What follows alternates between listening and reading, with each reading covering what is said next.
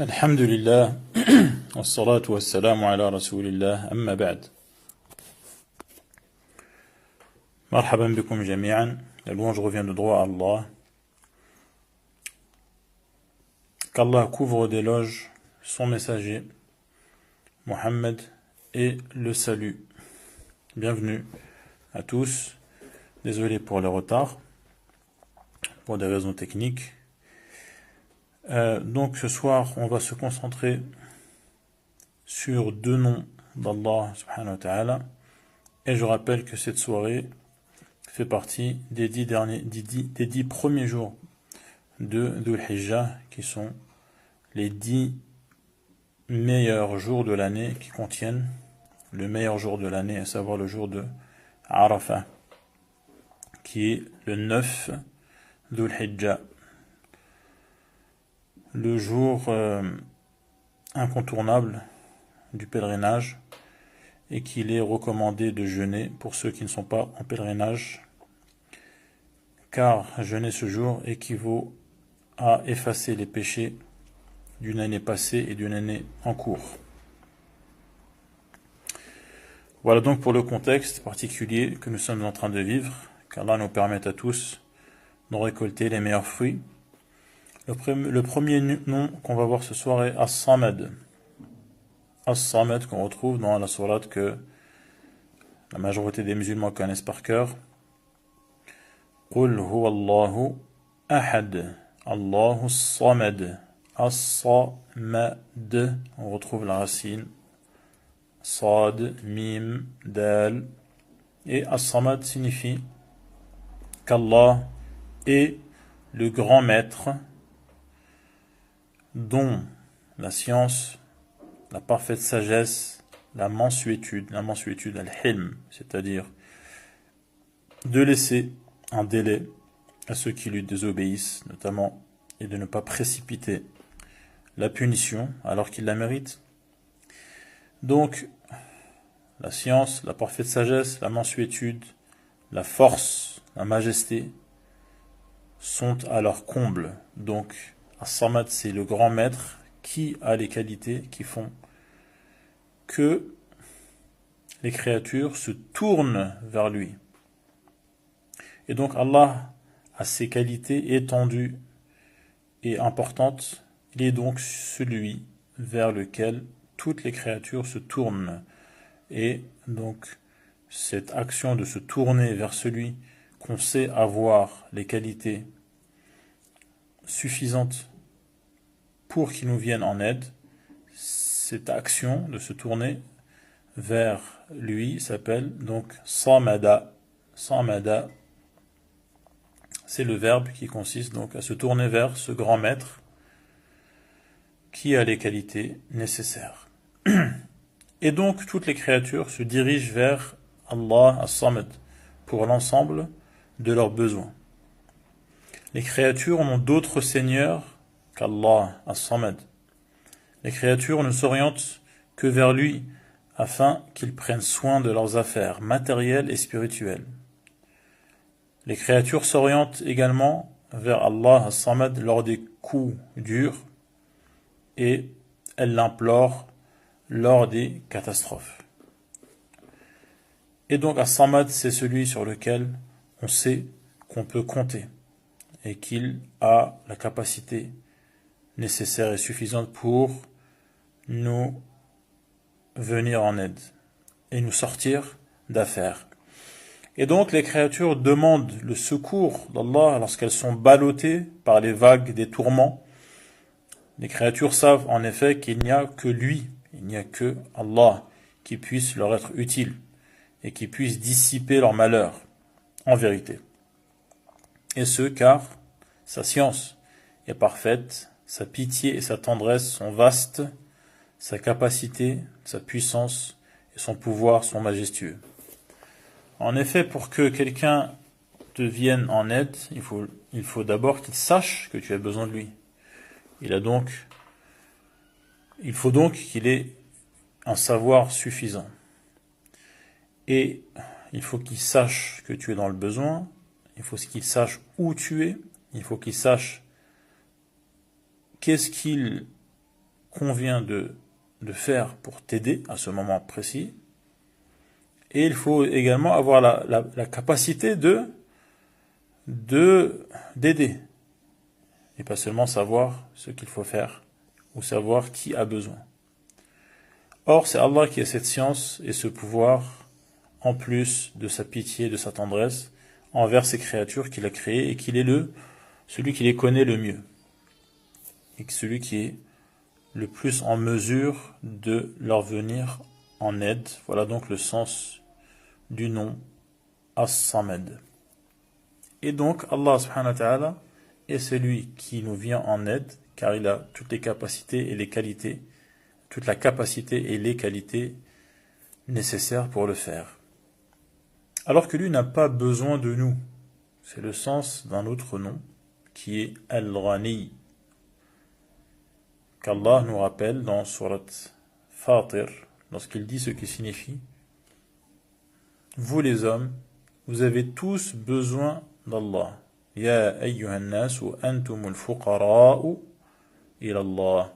Wallahu huwa al-ghaniyyul hamid. Alors qu'Allah est Al-Ghani, c'est-à-dire celui qui n'a besoin de rien. Al-Hamid, celui qui est digne de louange, qui mérite d'être loué, qu'on fasse ses compliments. Et donc Allah est Al-Ghani, c'est-à-dire qu'il n'a besoin de rien ni personne. Bien au contraire, c'est lui qui est Ghani et c'est lui également qui Yurni. Wa annahu huwa aghna. On retrouve encore une fois la racine. Ghain, Nun, Ya. Aghna, c'est lui qui enrichit. Donc Allah est celui qui est Ghani. Donc ce qui vient à l'esprit de beaucoup de gens de nos jours, quand on dit Ghani, c'est être riche. Mais c'est être riche dans le sens de n'avoir besoin de rien. Et donc, non seulement Allah est riche dans le sens qu'il n'a besoin de rien, qui se dispense de tout, mais il est également en plus celui qui enrichit autrui. Donc lui-même n'a aucun besoin, et c'est lui également qui dispense les autres du besoin en les enrichissant et en leur faisant acquérir des biens, en leur accordant donc toutes sortes de richesses. وَأَنَّهُ هُوَ أَغْنَى وَأَقْنَى, qu'on retrouve dans Surat An-Najm. Et donc Allah se dispense de tout par essence, essentiellement. Il est celui qui se passe absolument de tout, sans exception. Il n'a besoin de rien, aussi minime soit-il, aussi minime soit cette chose, car Allah est parfait, et ses qualités le sont également. Et puisqu'il est parfait, il n'a donc aucun défaut. Aucun défaut n'atteint ses qualités, ses attributs. Il n'a donc aucun besoin. D'ailleurs, son indépendance est nécessaire, car cela est inhérent à son être, c'est-à-dire que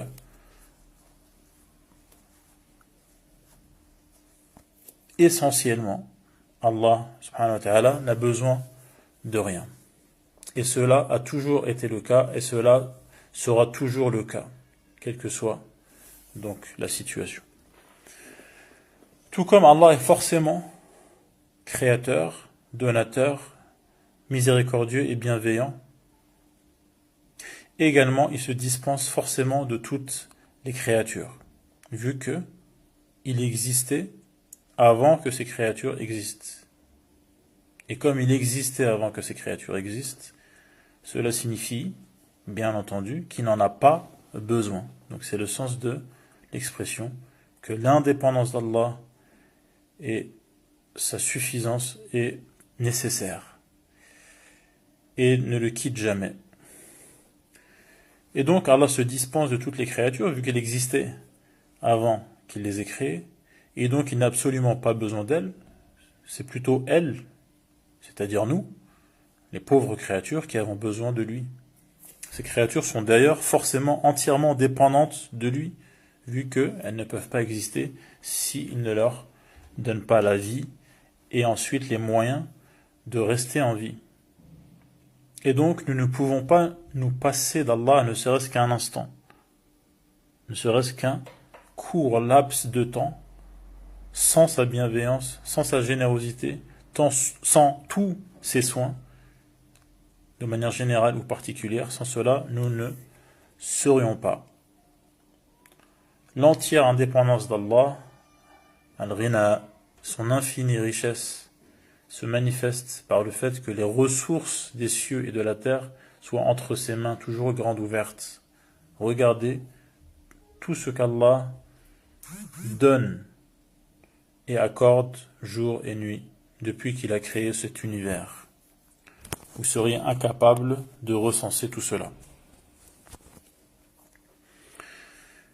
Et donc sa générosité est incessante de jour comme de nuit. Également, Allah invite à chaque instant ses esclaves à le prier tout en leur promettant de réaliser leurs vœux. Allah invite, encourage les créatures à l'adorer tout en leur promettant d'accepter leurs actes et de les récompenser alors qu'il n'en a absolument pas besoin. Mais c'est dans l'intérêt de ces créatures elles-mêmes. De même qu'Allah accorde aux gens et aux créatures tout ce qu'ils lui demandent, il exauce tous leurs souhaits.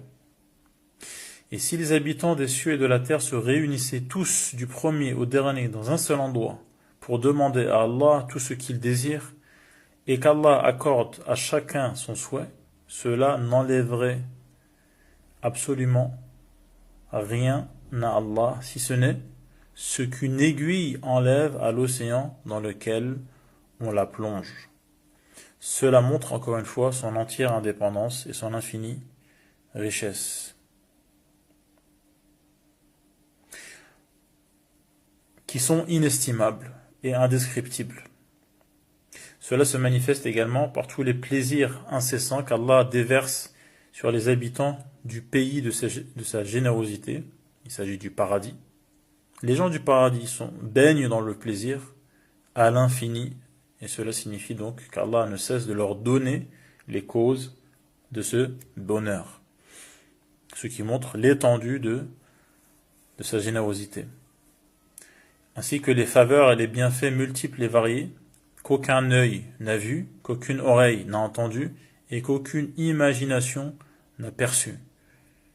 Il s'agit du plaisir paradisiaque. Allah est donc Al-Ghani par essence.